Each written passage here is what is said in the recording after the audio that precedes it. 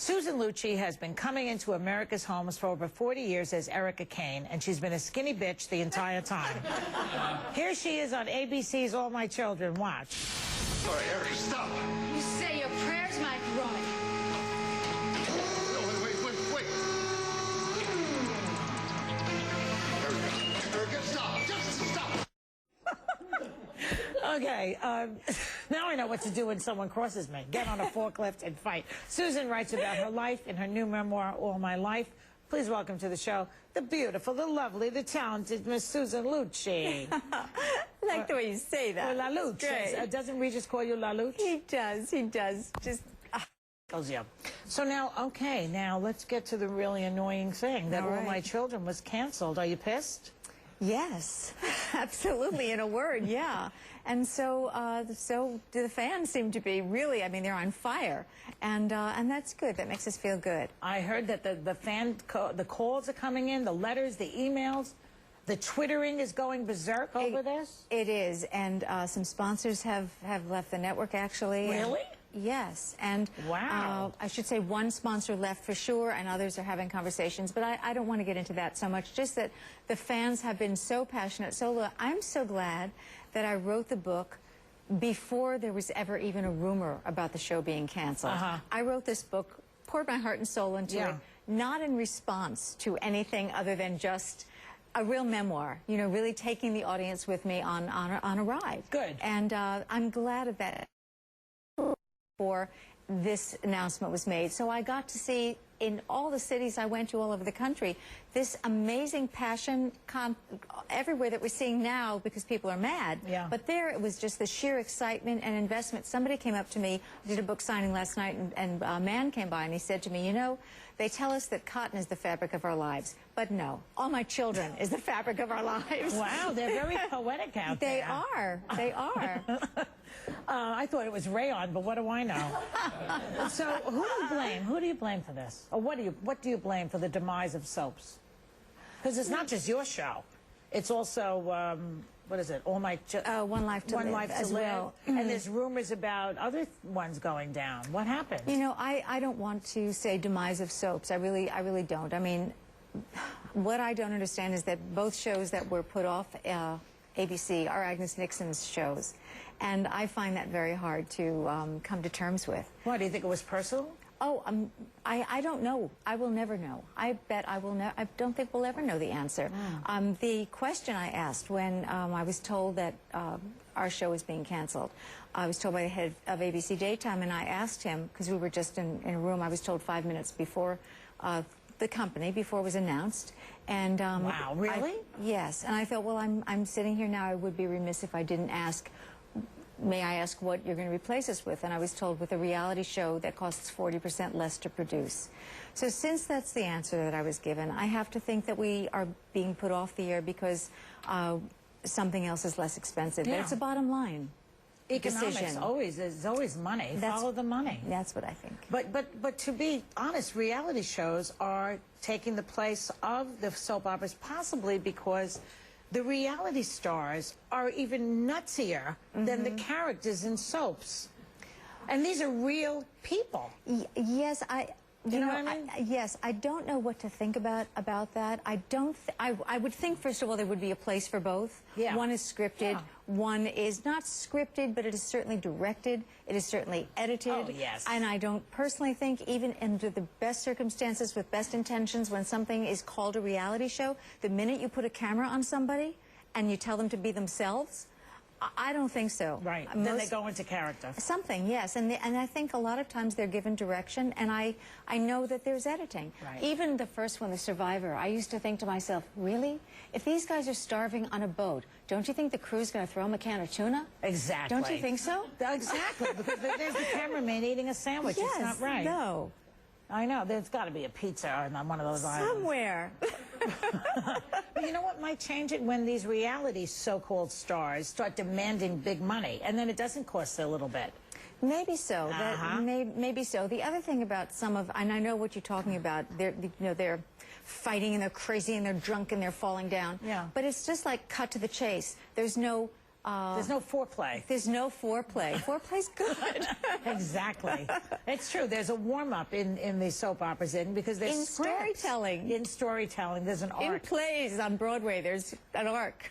But you know, your character, we were going over this before about how All My Children and your character really broke a lot of molds. I mean, in the 70s, you had a character who had an abortion. I wonder if they would even try to do that now. That was pretty ballsy. Agnes was the first. I mean, that was a hallmark of All My Children. That and One Life to Live, yes. Which came before All My Children, actually. And I've heard Agnes say this, that with so many successful hours of television on network, she felt first mandate to entertain, which she always did, and secondly to inform where she could. And boy, did she. Again.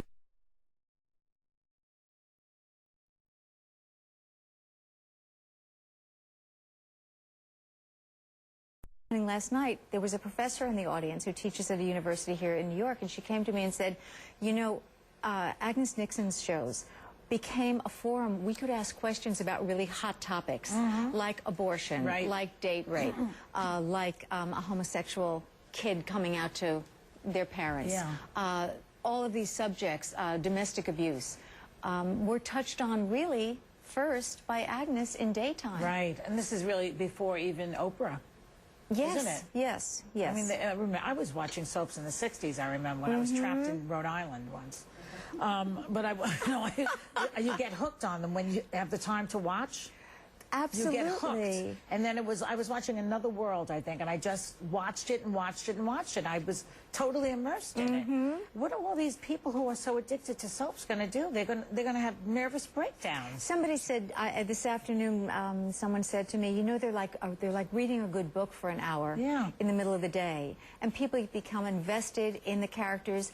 And I saw this whether I was just recently either at Mall of America in Minneapolis or I was at the Union League Club in Chicago. Across the board, generations of people, from 9-year-old kids to their mothers and their grandmothers, across the board, become invested in the character. And when the stories are character-driven and good storytelling, you know, and great casting, blah, blah, blah, the whole package is there. And they couldn't do it without Susan Lucci. They wouldn't have been able to do it in those 40 years. You were the big star of it. Well, I'm very grateful for you even saying that. Thank you very much. Listen, Thank who you. has a track record like that? We're going to have more with Susan Lucci in just a minute. Nobody has a track record like that. Well, 40 years of the same. Coming. I'm back with Susan Lucci. Okay, now, your former co-star, Elizabeth Rodriguez, she says that you're going to do Desperate Housewives. Is it true? The truth is, I don't know. You really don't know. I really don't know. I am so flattered that so many people want me to do Desperate Housewives, and Mark Cherry. Oh, you'd be great. Thank you. You'll Great fit right cast. Well, thank you very much. The wonderful cast, wonderful writing. Could be wonderful. I just don't know what I'm going to do yet. Yeah, right. You know. Okay. Well, I mean, you'll continue to be an actress, right? But you also have a cabaret sort of act, right? It's not cabaret. Oh, I know that you work with Regis. With Regis. With Regis all over the country, and I've had a wonderful time doing that in big theaters, which I love, and also some smaller venues, but mostly big theaters, concert stages, concert halls. So, yeah, love that.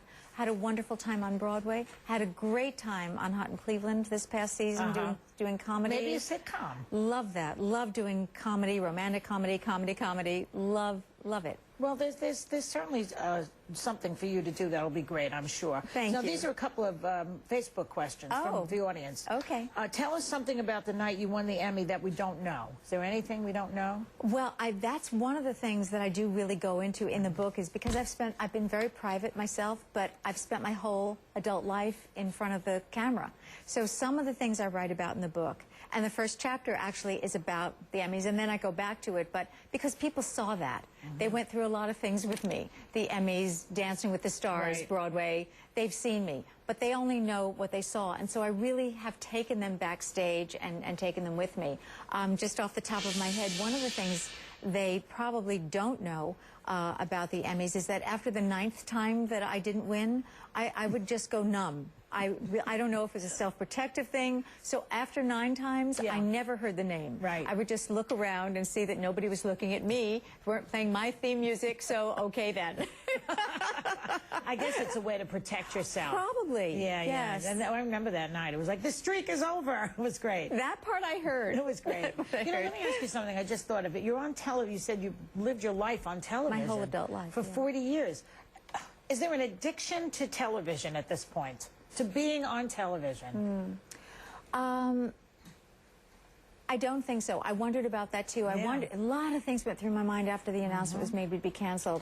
You know, would there be an addiction to television? Would I feel I had nowhere to go? You know, because it's been so focused, and I live a very big schedule, and so on. And somehow, no, I don't feel that. I know that I am a performer down to my toes. It's who I have been since I was a baby, and that's all there in the book. It's just who I am. So I hope somebody gives me a place to do it because but you'll have to carve it out yourself maybe and structure your own day now. That's hard to do. Yeah, I can understand that. You're going to have like maybe a transitional period where it'll be rough, and then you'll like it. I think. I've been so there many too. times, back and Have forth. you? Yeah, it's hard to do once you have a structure. But then you find a way, and you find your own structure, and you actually like it better. That sounds great. Yeah. Yeah. Thanks, Susan, for stopping by. Thank you Lovely so to see much. you. Good to see luck. you I hope always. get Thank Desperate you. Housewives. Thank Her you. book is called All My Life. We'll be right back. Here it is.